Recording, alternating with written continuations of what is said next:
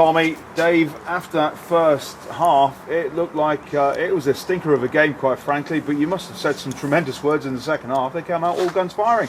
It was words said at half time, to say the least. I think we're only as good as what the boys want to do, and the thing is, if they don't start well and we drop the tempo, we look a very average team. The minute we pick it up, then I think they start realising how good they are actually as a team. I think the two subs, I think, livened it up a little bit. Ben Milne's very good when he came on. He started picking up little pockets and linking with the front men. And Claudio was different level, to be fair, when he came on. I thought we have missed that. Slow starter, definitely, but I think we grew. I think we definitely grew into the game. What was said at the second half, or in the half-time break, because things changed almost immediately. Spencer Weird-Daly had a couple of chances in front of goal, fluffed them both, but obviously made up for it with the goal after they managed to score first. Basically, we changed our game plan to match theirs. They played a narrow four in midfield, and we had two wingers on the pitch, and we wanted to match them up as a narrow four, and that's why we weren't getting any balls. The minute the wide players became wide players and told the fact that you're in the team to be a winger, go and get chalk on your boots kind of stuff, we started to play a little bit. You know, it opened up for Shane and Cleves in there. All of a sudden we started to get a little bit of joy, but they didn't realise the fact that them playing so narrow was a knock-on effect to everything else that was going on. How's it been as the management team, when you look back and you've got 3 new players coming into the squad? Is that been a good move for you? It's obviously you've still been looking around football grounds and picking up people that you think you're going to do a good job for the town. The lads we've brought in have massively strengthened what we've already got.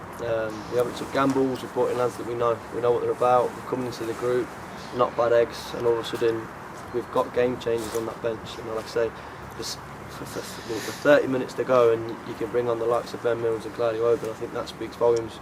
The way we are at the minute, where we are as a football team. And it makes mine and Dave's job a lot easier to have them choices. Dave, do you think he's underplaying it a bit with 15 minutes to go? Somebody made the decision to bring on Tommy Wright, and obviously that certainly helped things. He had 2 very good attempts in front of goal. Yeah, sure, and I've said it before and I'll say it again. He's a great option for us to have. He can change a game for us in that centre backs don't know what to expect when he comes on so much, because it's a completely different way of us playing. So he comes on, he gets his chances, and he should have scored really. But keeper's union, the goalie done well. Indeed. So after that first half, as I say, it was a bit of a terrible game to watch if you're the fan. But you've got to step it up if you want to play better against what will be a very strong Weymouth team come Wednesday night. I think the boys just pick themselves up for that. I think that's a game Wednesday night that they'll all be relishing from now till then, from kick-off. And if they don't get out of the blocks and they can't get up for a game like that, then I don't know what will kick them into gear. But we'll prepare right. They'll get all the information they need regarding Weymouth. We'll probably send them the videos that we've got on them as well. And we won't leave any stone unturned in terms of preparation. So it's how we start come 7:45 on Wednesday. It's a huge kick on now at this moment in time. Some big games coming up, and what now looks like, after the fixture changes over the last week, a horrendous April. It is, but to be honest with you, it was an horrendous April when the fixtures were announced, and I said at the time it's not a problem until it becomes a problem. We've created this problem by being in a position where we can actually go on and do something. If we weren't doing anything this year, we were a mid-table team, you wouldn't care where you go. It's just seeing out the games. But our way form's good, so it doesn't necessarily bother me. You know, we travel on coaches, we prepare right, and like I say, we've got to go to Truro again. But it'll be a Friday night travel on a coach in a hotel. It's good preparation. You know, that's league preparation, and we're fortunate enough to have that obviously put on a plate for us. I've mentioned, of course, that you're also in an FA Cup, maybe not, a Reading Shore semi-cup final. That's good for morale, surely. It is, you know, the boys, they've got an opportunity now. If we do our bit and Paul do their bit, it's set up for a great final. It's a final that the probably league want to see, and it'll be a final that the 2 teams will be playing as well. We've played them once, we've beat them once. It was a really tight game, and obviously the lads will be chomping at the bit to obviously make that happen. Bit of a disappointment, maybe 2 legs though. You'd prefer a one-off final, wouldn't you? when it's Tuesdays and you've got to travel down to Poole, I prefer a one-leg neutral venue final, but you know that's the setup at the start of the year. You buy into that, and you know the script.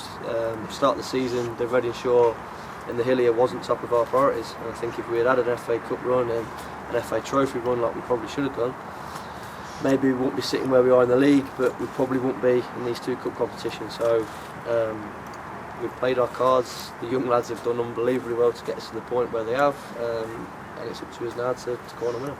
Thanks very much, Tommy. Thanks, Stuart. Just ask, because obviously you went a goal down, and you know things were fairly flat at the time, but you know you kind of made a habit of doing things the hard way. You know everything seems to go against you, and yet you seem to find a way back. It must be really pleasing from your point of view. The lads have shown a lot of character, to be honest with you. I think everything that keeps getting thrown at them they respond to. Now they've obviously got to go with the Truro. It's been thrown at them. We have to go down there and do it all again. The lads respond to it.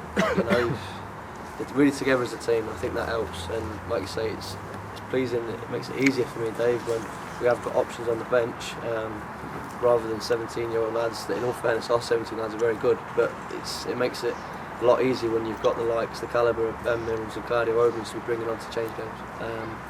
And we'd rather it not be dragging out games like this, but there is a lot of pressure on the lads, and you know they know what's expected of them. And just finally, you know, Weymouth have drawn and Poole have drawn. You know, it's an important win because you know it keeps you obviously well in the playoffs. That's looking really good, but it just keeps you knocking on the door, which is quite nice. A lot still needs to happen. Like I say, it's something. If we don't win our games that we should win our games, then we're never going to know. And that's what we said to the boys prior to the game. If we do our bit, then we've got a chance. If we don't, then you are gifting it away. But I expect teams to take points off Poole and Weymouth. Like teams, they'll be expecting teams to take points off us. And the belief that me and Dave have got in the lads, if we do our bit, we'll have a chance.